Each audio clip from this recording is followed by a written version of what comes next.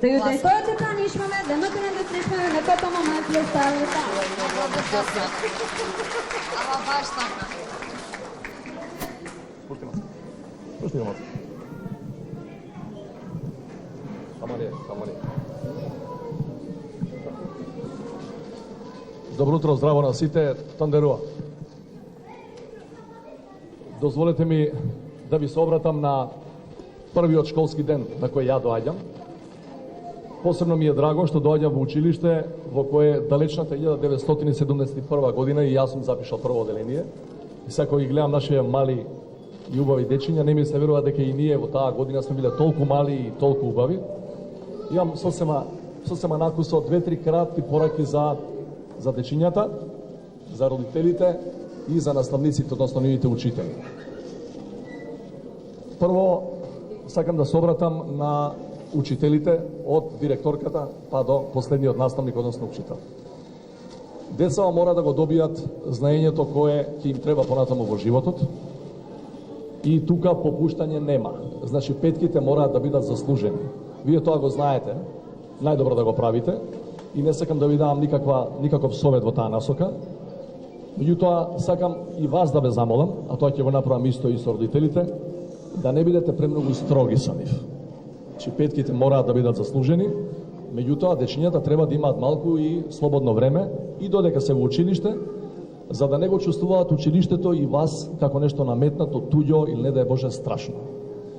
Имаме една куса порака до родителите. И јас сум родител на сега средношколец веќе и знам дека е потребно да ги туркаме постојано да се усовршуваат, бидејќи образованието е основот на секој понатамошен животен успех. Меѓутоа, порака и поздрав и до татковците и до мајките. Немојте само да ги терате да учат. Терете ги малку и да играат. И терете ги малку и надвор да излегуваат. Не само да бидат над книгата. Тоа што треба да го научат, ќе го научат. И јас го правам тоа со мојот син, меѓутоа морате да ги терате малку и да се дружат со луѓето, бидејќи и тоа е квалитет кој понатаму во животот многу ќе им треба. Да имаат луѓе околу себе, да не бидат сами и да не бидат во дружба само со компјутерите и со мобилните. И порака за младите, за кои не сум сигурен дека денеска ќе ме разберат, ама еден убав ден, бидејќи се снима, ќе го погледаат и ќе разберат. Учете за да бидете најдобри, читете што е можно повеќе книги, знаењето сигурно ќе ви помогне во животот. Нема да ви одмогне, меѓутоа многу е битно, ако не исто битно и со книгите, што ги спомнувам, да правите што е можно поголем круг на другари и другарки.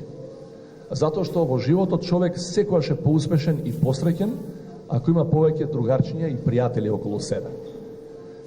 Јас не се сомневам дека и вие како и јас пред многу години ќе си направите пријатели за цел живот и дека со радост ќе се сеќавате ново училиште и нови училници во кои сте поминале значаен дел од вашиот живот, особено најбитните години кога сте се формирале како личности.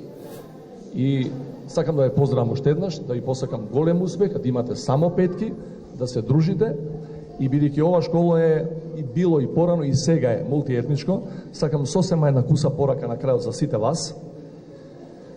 Немојте да мислите дека различноста е хендикеп во животот. Напротив, предност е.